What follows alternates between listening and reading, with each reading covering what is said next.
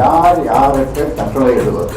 95,000 கிராமங்கள், 95 கிராமங்கள் இல்லை, 95,000 கிராமங்களுக்கு சுவர் கழனிகளான அத்தனை கிராமங்களுக்கு போய் வந்த கால்கள் இருந்தால் அப்போ வண்டியிலேயே உடனடியாக செல்ஃபோன் கிடையாது, ஒன்றும் கிடையாது. பஸ்லேயே நின்று அப்படியே பஸ்ஸில் இடம் இருக்காது, அந்த இதை பிடிச்சின்னு அதையே அப்படியே தூக்கின்னு போகலாம். எங்கேயாவது ஒருத்தன் இறங்கினா தப்புல போய் உட்காந்துக்குவேன். இப்படியெல்லாம் காடு மேடு வயல் வரப்பு இரவு நேரங்கள் ஒத்தையதை பார்த்து ஒரு ஐக்கன் இல்லாமல் பிடிச்சிட்டு போவோம்.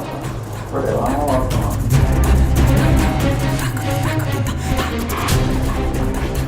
தருமபுரி, சேலம் போன்ற மாவட்டங்களுக்கு நான் போயிட்டு வரலாம்னு போனேன். ரொம்ப நாள் ஆச்சு போய் தேர்தலுக்கு பிறகு போகலை. எனக்கும் ஒரு மனசும் ஒரு மாதிரியாக இருந்தது. சரி, முதல்ல கட்சியை வளர்த்த எனக்கு பிடிச்ச மாவட்டம் தருமபுரி, சேலம். சேலத்துக்காக தான் எனக்கு தலைமை நிலையத்தையும் வாங்கி கொடுத்தாங்க. ஆஃபீஸ் சென்னையில் நாட்டுமுத்து நாங்கன்ற ஆஃபீஸ் அவங்க தான் வாங்கி கொடுத்தாங்க. சரி, அங்கே போகலாமே அப்படின்ட்டு போனேன். இதை கேளுங்க பத்திரிகை நண்பர்களே, இதை கேளுங்க, கொஞ்சம் கூர்ந்து கேளுங்க, தயவு செய்து கேளுங்க. போனால் அங்கே மைக்கை வச்சு பேசக்கூடாது. நான் மைக்கை வச்சு பேசக்கூடாது. 200 பேருக்கு மேலே கூடக்கூடாது அந்த கூட்டத்தில். நானும் வருவேன். சரி, நான் சொன்னேன் வரட்டும். நான் அவங்கள்ட்ட பேசலை, இன்னொருத்தர்கிட்ட சொன்னேன். நமக்கு நம்முடைய பத்திரிகை தொடர்பாளர்கிட்ட சொல்லி வரணும்னா வரட்டும். அதை என்னை பார்க்கிற விரும்புகிறவர்கள் நான் தங்கி இருக்கிற உணவிடுதியில தான் வந்து பார்க்க வேண்டும். இத்தனை கட்டளைகள்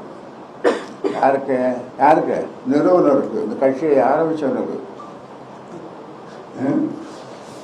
திருமண மண்டபம் கூடாது.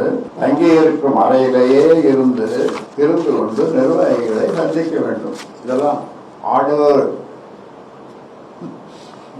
நிறுவனருக்கு போட்ட ஆர்டர்ஸ்.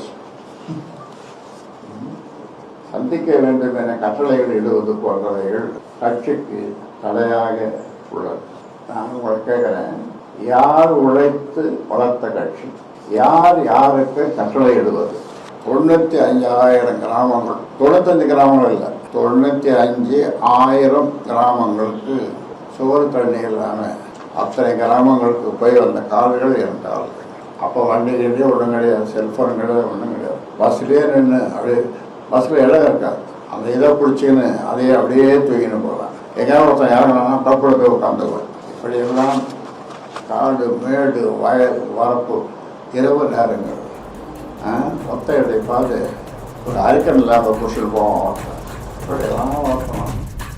முதல்ல நான் கட்சி ஆரம்பிச்சு எனக்கு பிடிச்ச மாவட்டம் தர்மபுரியும் சேலமும். அங்க போய் ரொம்ப நாள் ஆச்சே போலான்னு முடிவெடுத்தோம்.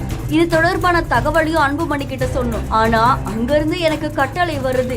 என்ன மாதிரியான கட்டளைனா, மைக்க பிடிச்சு நான் அங்க பேசக்கூடாதாமா. அதே மாதிரி 200 பேருக்கு மேல அங்க கூட்டம் கூட கூடாதான். என்னை பார்க்க வர்றவங்க, எனக்கு பிடிச்சவங்க, நான் தங்கி இருக்கக்கூடிய உணவு விடுதியில தான் வந்து என்னை பார்க்கணுமா. இத்தனை கட்டளையும் யாருக்கு? ராமதாஸுக்கு. அதுவும் பாமக நிறுவனருக்கே கட்டளை போடுறாங்க அப்படின்ற மாதிரி அன்புமணி ராமதாஸ் குறித்து ராமதாஸ் அவர்கள் பேசின விஷயம் சமூக வலைத்தளங்கள்ல வைரலா பரவிட்டு இருக்கு.